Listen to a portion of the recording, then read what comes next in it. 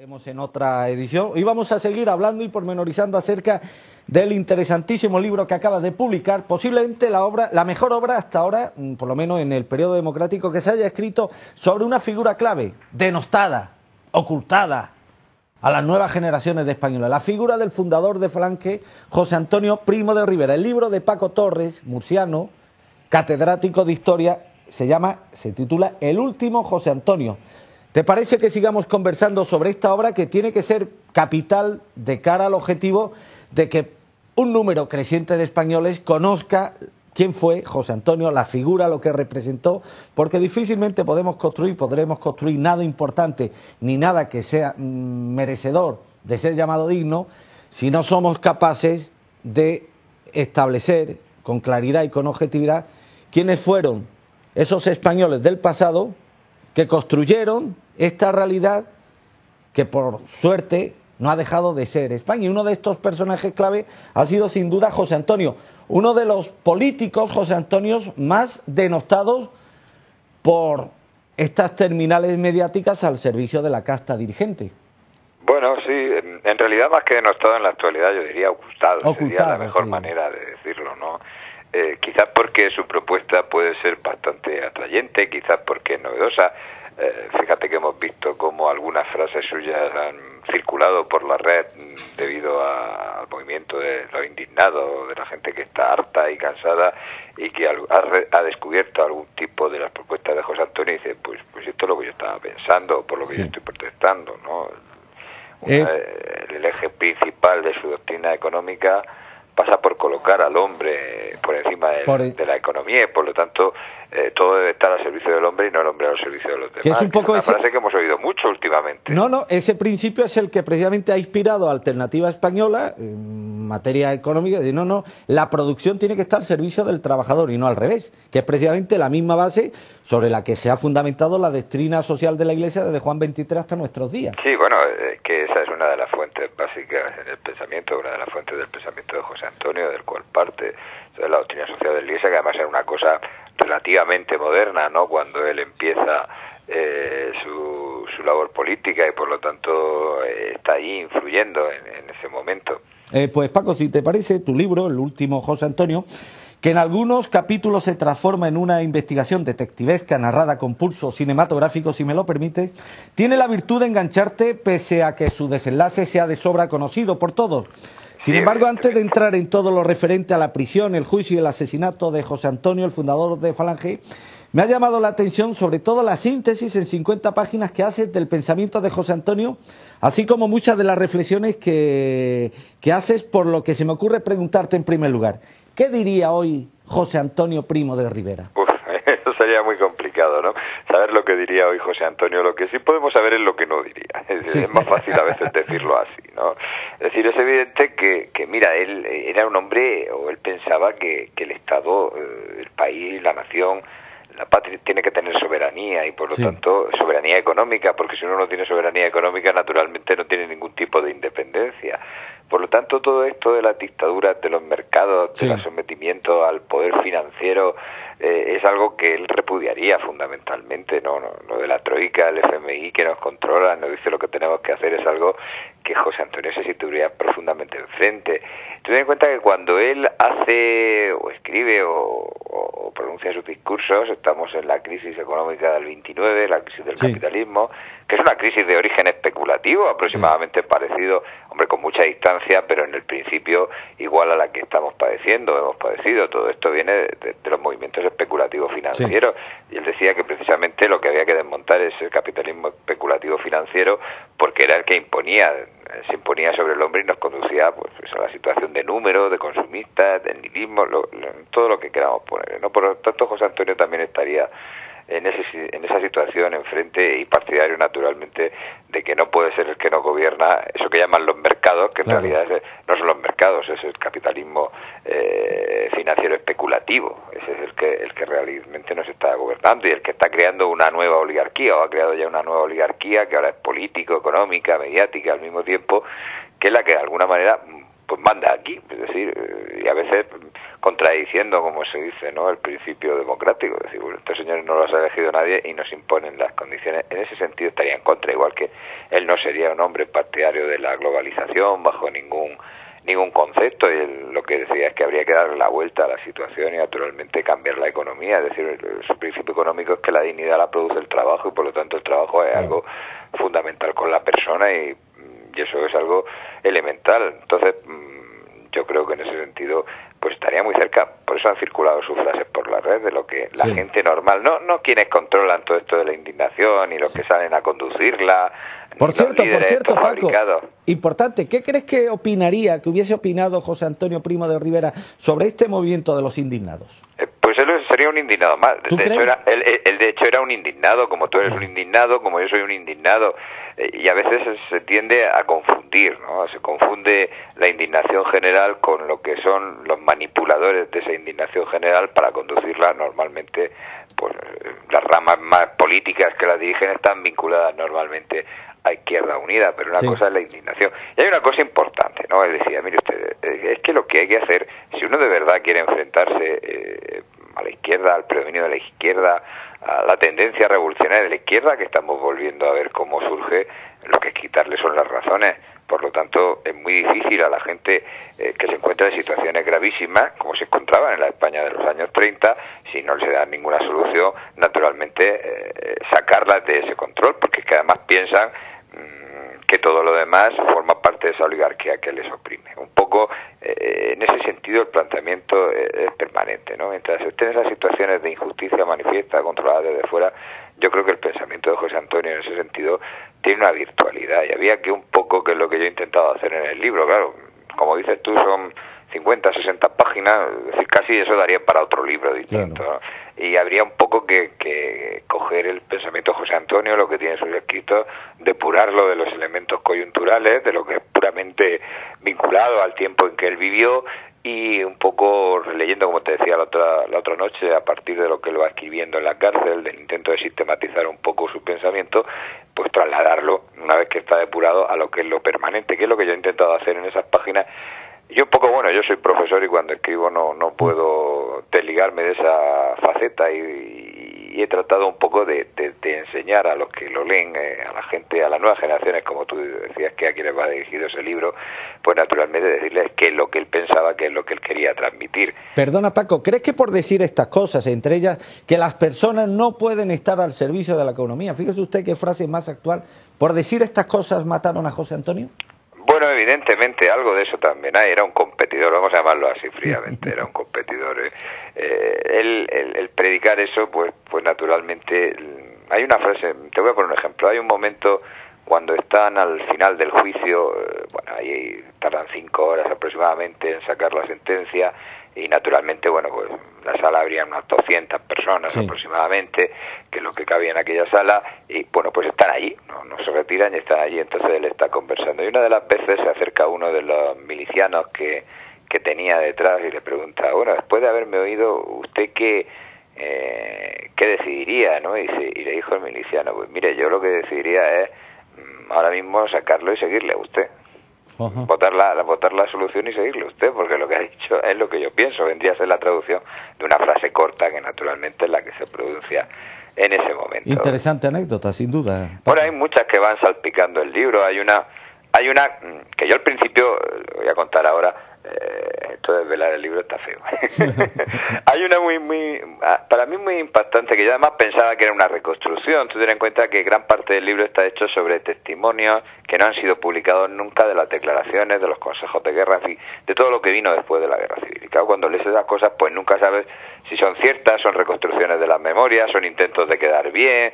Pero claro, cuando te las encuentras en 2 o 3 documentos distintos que no tienen nada que ver, ni relación uno con otro, ni la declaración de uno tiene nada que ver con la del otro, pues probablemente fuera cierto. Hay un momento cuando él va a dirigirse al lugar donde le van a ejecutar, que se ha convertido en un jardín, por cierto. Lo tiraron, el Ayuntamiento de Alicante tiró todo aquello, y hay un jardín y no hay ni una pequeña placa que recuerde el lugar donde José Antonio fue ejecutado. Pues hay un miliciano anarquista, de los que forman el pelotón, que tira el fusil y dice, yo no mato machos. Curioso también. Y yo pensaba al principio, te he dicho, cuando lo leí la primera vez, pues pensaba un poco que era algo, pues un momento de alguien que lo dice, va a quedar bien porque están haciendo un interrogatorio, pero luego encontré en 2 testimonios más, por lo tanto distintos, que no tenían nada que ver, y por lo tanto debió ser cierta la anécdota, sí. Y además muy ilustrativa, era un momento de mucha tensión. Ten en cuenta que toda esta gente había estado con él vigilándole, había estado en el juicio, porque el juicio se celebró en la cárcel, había todo el tiempo, y de alguna manera había despertado cierta admiración. Hay un pasaje muy bonito de Margot, la mujer de Miguel Primo de Rivera, estaba en otra cárcel que está muy cerca, el reformatorio, y cuando la segunda noche termina el juicio y la llevan al reformatorio, naturalmente sale ahí, los milicianos no la esposan, deciden no poner la esposa, e incluso uno le cede un abrigo porque hacía frío en Alicante, aunque parezca raro, en Alicante en noviembre hacía frío, a las 3 de la mañana, y la llevan, y es una cosa, bueno, son esas anécdotas, y eso está vinculado un poco a esa capacidad de convencimiento que él va a ir despertando cuando se le escucha lo que le dice, y de alguna manera pues la izquierda no estaba dispuesta a que le quitaran su parcela, ¿no? Lo que ellos consideran su parcela. Ya sabes que si tienes dificultades económicas, luchas en la justicia social y todas estas cosas, solo puede ser de izquierda, ¿no? Entonces esa realidad. Pues volvamos, Paco, si te parece, a tu investigación. Más de 600 páginas y 900 notas que nos remiten a una documentación inédita impresionante, sin duda.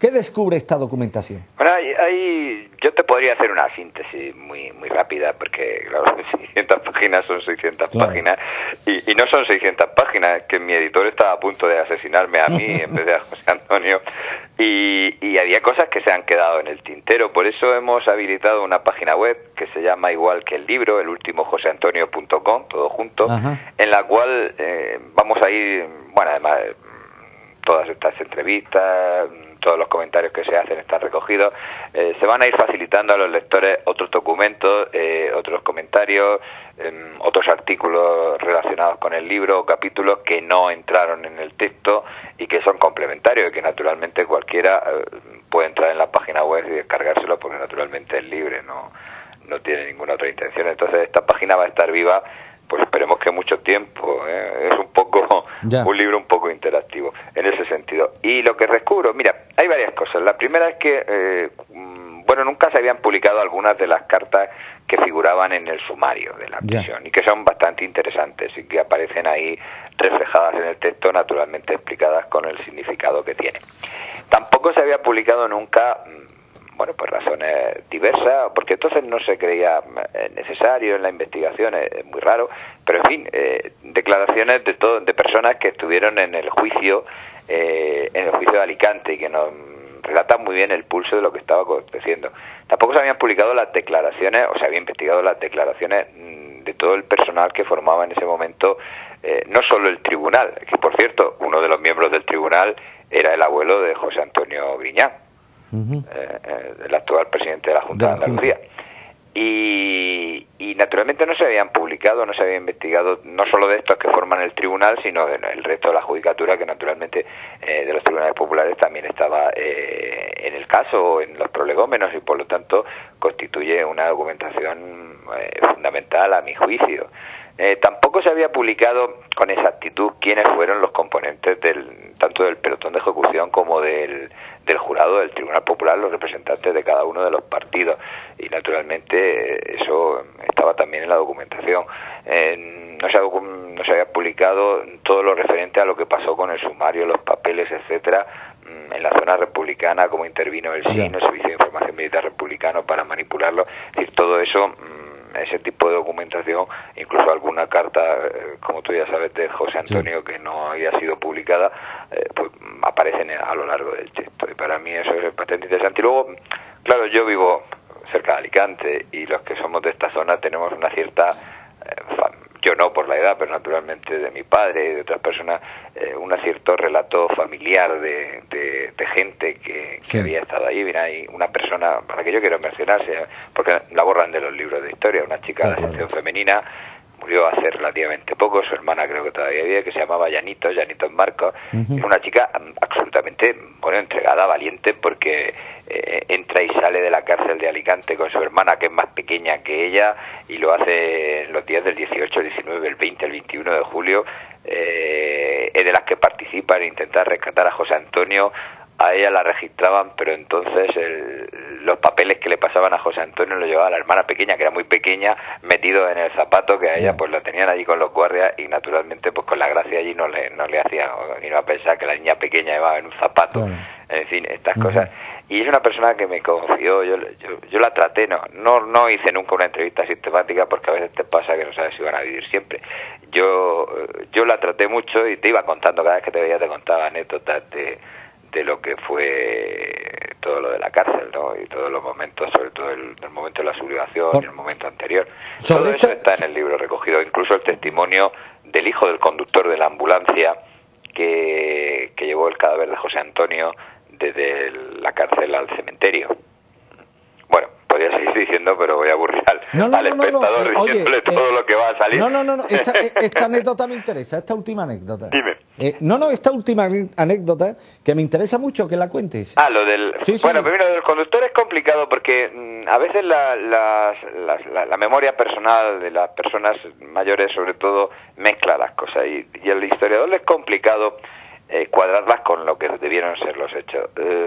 Este hombre, que bueno, luego fue protegido al acabar la guerra por los falangistas, pues lo encargan a las 2, 3 de la mañana el gobernador civil llama, ordena a un capitán, bueno, entonces era teniente, que forme la fuerza de la Guardia de Asalto, que es la que le corresponde realmente ejecutar a José Antonio. José Antonio es ejecutado ilegalmente por un pelotón formado por anarquistas en vez de ser entregado a la Guardia de Asalto. Bueno, pues le encargan y naturalmente llaman al servicio de ambulancias, que tiene que trasladar los cuerpos en unas camillas desde la prisión al cementerio. Y bueno, este hombre llega allí, ya se había producido la ejecución, mete los cuerpos. Cuando van a salir, hay que comprender en ese momento la situación, ¿no? En la puerta de la prisión había un importante número de milicianos concentrados, mandados naturalmente por el Comité Popular dominado por los anarquistas, por si acaso no se fusilaba a José Antonio. Y cuando va a salir la ambulancia la paran y quieren que abran la ambulancia para comprobarlo. Y en ese momento el teniente de la Guardia de Asalto tiene un momento de valentía que dice que ello no se toca, y forma la guardia, y entonces permiten a una miliciana que abra la portezuela de la ambulancia, ¿no? Por lo visto, al abrirla, en esto hay dos versiones, pero bueno, él llevaba un crucifijo, y entonces la miliciana vino a decir: esto, bueno, una barbaridad, y le arrancó el crucifijo, lo tiró contra el suelo, y este conductor lo volvió a coger y lo dejó allí. Esto luego se vuelve a repetir, por eso te he dicho que hay digamos, una dificultad a la hora de encajarlo. Se vuelve a repetir cuando llegan a la tumba, a lo que va a ser la fosa. Cuando lo echan también se cae el crucifijo, un militar también intenta cogerlo, pero entonces el guardia del cementerio, que su hermano era falangista, el que dice que no, que eso es de su responsabilidad y que naturalmente no se puede tocar. Y luego, cuando se produzca la primera exhumación, naturalmente por estas medallas, unas medallas que llevaba, un escapulario de la Virgen de la Merced y el crucifijo, por lo cual se reconoce, aparte del lugar donde fue colocado, se reconoce el cadáver de José Antonio, que estaba irreconocible, ¿no? Porque le tiraron a la cabeza y le tiraron al pecho. Oye, ¿qué te impresionó más de ese último José Antonio? Mira, a mí lo que más me impresiona es todo lo que es el relato que yo reconstruyo dos veces en el libro, uno al principio y otro al final, como si fuera diferente perspectiva, ¿no? Un poco jugando la perspectiva del momento antes de que el lector sepa, porque naturalmente va al revés. El libro empieza en la ejecución, lo que ha sucedido, y luego enlazando con lo que sucede la misma noche. Todo lo que es ese momento de esos 3 días en los cuales, son 2 y medio aproximadamente, en los cuales está solo en la celda. Los prisioneros que van a ser ejecutados tienen que estar solos, no puede estar con su hermano, y bueno... Oye, perdona, es importante, ¿tuvo asistencia espiritual en estas últimas horas? Sí, hubo un sacerdote graciosísimo, bueno, ya que estamos, y además estas cosas suelen gustar. Se llamaba José Planelle. Este hombre estaba en en la cárcel ya había sido, bueno, declarado inocente, indultado, no te puedo decir ahora mismo exactamente. Sí. Tenía en su bolsillo la orden que le permitía salir de la prisión.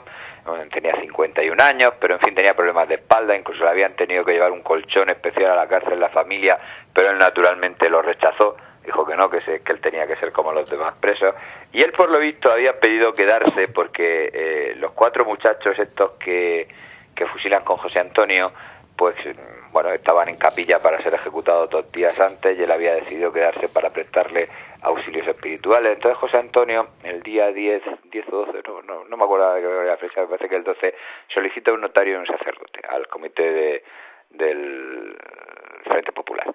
Y se le concede, bueno, le conceden el sacerdote, y además hay una anécdota de uno de los que está recogida, no es anécdota, sino que está documentalmente, que dice, bueno, sí, bueno, vamos a dejarle que se confiese con un sacerdote y así pues nos enteramos de algo.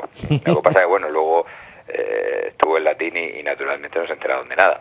Y este sacerdote es el que en la tarde, se supone que en la tarde-noche del 18, aunque yo tengo mis dudas, puede que fuera en realidad el 19, esto es difícil de precisar, pues estará aproximadamente 1 hora confesando con él.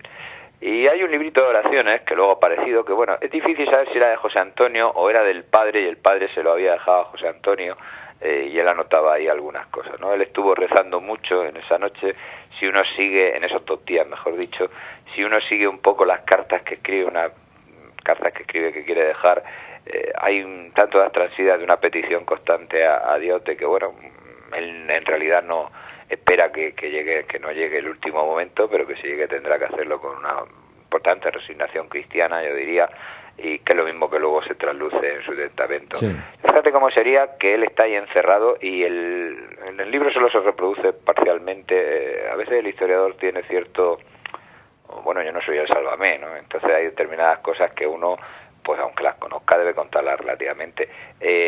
Hay un momento en que él, que no sale, el médico que hay en la prisión le va a visitar y hace un informe diciendo, mire usted, está en tales condiciones que es necesario que este hombre salga a tomar el aire y se duche o se lave o lo que fuera, porque claro, había el juicio, estuvieron 3 días seguidos, prácticamente todo el día ahí encerrados, y luego lo metieron directamente en esta prisión, ¿no? Y eso es interesante, y eso es lo que le da oportunidad de ver a su hermano. Fue casualidad, es decir, el hermano salió a pasear porque paseaba solo para evitar problemas, y entonces se encontró con su hermano y le dijo aquello.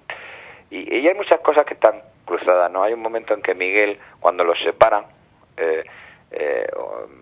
y vuelve él hacia la celda y lo van a ejecutar, Miguel va llorando, entonces uno dice, lloras por ti, entonces dice, no, yo lloro por mi hermano que va a ser asesinado o ejecutado en este momento. Pues sí, todas esas anécdotas que estaban por ahí dispersas, no es que sí, pues de alguna manera te van dando un poco el ambiente de cómo fue aquello, y luego la serenidad enorme con la que él va hacia el piquete de ejecución, eso de decirle que es cierto, además aparece registrado en varias declaraciones, aunque todo el mundo lo conoce, de que limpien la sangre porque luego su hermano va a tener que pasar por ese lugar, ¿no? Pues luego al sacerdote José Antonio, se me ha olvidado antes comentarlo, lo asesinaron, ¿eh? Se quedó en prisión, salió, y cuando pocos días después a los falangistas que estaban presos en el reformatorio los llevan para asesinarlo, él, que está en libertad, el sacerdote se sube al camión porque dice que tiene que ir con ellos porque tiene que prestarles la última asistencia, sabe que los van a asesinar. Sí. Y cuando están allí, un miliciano le reconoce y dice, este es el que confesó a José Antonio, y lo ponen en el paredón y lo ejecutan también. Pues Paco, nuestra compañera Inma Segura ha salido hoy a las calles para preguntar a ciudadanos anónimos qué opinan, qué conocen de la obra, de la figura de José Antonio Primo de Rivera. Escuchemos la respuesta de los ciudadanos. Lo hemos estudiado en los colegios, en los institutos. A muchos, sus abuelos le habrán hablado de él. En Alerta Digital hemos salido a comprobar qué es lo que saben los ciudadanos sobre José Antonio Primo de Rivera. Yo creo que José Antonio Primo de Rivera podría haber llevado España bien. Creo yo que si hubiera llegado al poder podría haber llevado España bien, creo yo, ¿eh? No sé mucho de eso. Yo lo que he explicado es mis padres. Pero yo creo que llevaba las cosas bien. No, Antonio Primo de Rivera, sé que era un mandatario español que era republicano, ¿no? Pero bueno, no tengo referencia como para poder opinar sobre esa persona.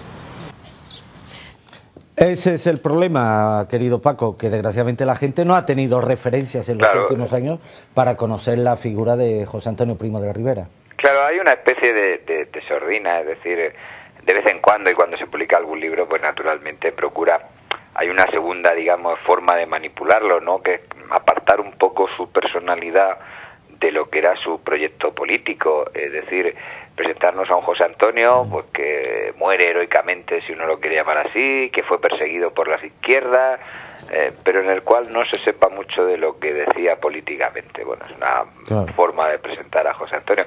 Lógicamente, bueno, si preguntas en la calle por José Antonio, me han hecho gracia las dos opiniones, porque una, naturalmente, por la voz, era un señor de mayor, sí, que claro, tenía cierta referencia, aunque fuera sobre su padre, ¿no? Y esa idea de un poco de que José Antonio era un alma generosa y que podía de alguna manera haber influido de forma importante en lo que ha sido el gobierno de España si no le hubieran asesinado.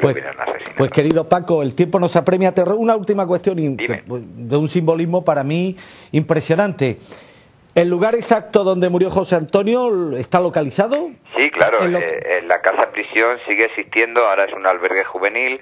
El lugar donde murió ahora ya no hay nada, es un parque en la parte posterior, y de la casa prisión se conserva lo que es la fachada de la entrada y luego lo que era el módulo central donde iban las galerías, que es donde está el salón de actos, que está un poco todavía destartalado, es redondo, en fin, que es donde vamos a... Es que he leído eso, que se va a realizar un acto emotivo en el lugar exacto donde murió... Sí, luego iremos José Antonio. Yo quisiera ir después... Entonces vamos a hacer la presentación en la Casa Prisión el día 3 de mayo, a las 8 de la tarde en Alicante. ¿Qué día es, Paco? ¿Qué día es? Viernes. Pues el viernes... El viernes 3 de mayo y el jueves 25 de abril será en Madrid. Dos cuestiones, te ruego la máxima brevedad, Paco. Presentación oficial del libro El último José Antonio, el jueves próximo en Madrid. Efectivamente, a las 8 de la tarde en el Espacio Ronda, que es uno de estos salones nuevos que han hecho los municipios aprovechando antiguos mercados. A las 8 de la tarde haremos allí la presentación. Pues tendremos a un compañero, a Fernando de Ollarvide, cubriendo el acto y pasándote en directo, si te parece. Muy bien. Para comentar lo que vosotros digáis. Este acto que va a concitar a un sector importante de la población española, ávida precisamente de conocer más y mejor una figura clave y emblemática de uno de los personajes claves del siglo XX. Y ya por último, querido Paco, todos aquellos lectores de Alerta Digital que quieran acceder al libro El último José Antonio, ¿se encuentra ya a la venta? ¿Dónde pueden adquirirlo? En Madrid está en librerías, pero lo más fácil es entrar o bien a través de la página que yo he dicho, que es muy fácil ponerla porque es el mismo nombre del libro, elultimojoseantonio.com, donde se puede comprar directamente y te lo mandan, o bien en Ediciones Barbarroja, que es la editorial del libro. Pero vamos, en la página esta que yo te digo, que tiene todos los enlaces, es comodísimo, no tiene ningún problema, lo pueden hacer de forma directa. En elultimojoseantonio.com uno entra y están todas las presentaciones porque, bueno, tenemos previsto ir a Barcelona, a Valencia, a Albacete, a Santander, a Sevilla, en fin, que es cuestión de, bueno, si algún oyente de tu programa quiere ir y estamos en ese lugar, pues naturalmente que me diga que es oyente de Alerta Digital y será un placer, ¿no?, estrecharle la mano. Pues el ausente, querido Paco, hoy más presente que nunca gracias al trabajo, al testimonio, al esfuerzo que le has dedicado a este tema por espacio de no poco tiempo. Pues en honor precisamente a lo que representó José Antonio, en honor a tantos buenos falangistas como ha tenido este país, en honor a esos principios, a esos valores y a esos bellos ideales que aún siguen inspirando lo mejor de la condición española, ¿qué te parece si escuchamos, querido Paco, la versión moderna del emblemático Cara al Sol? Muy bien. Pues por ti, querido Paco, por la memoria de José Antonio y por todos los lectores de Alerta Digital. Gracias y hasta siempre. Hasta siempre, Armando.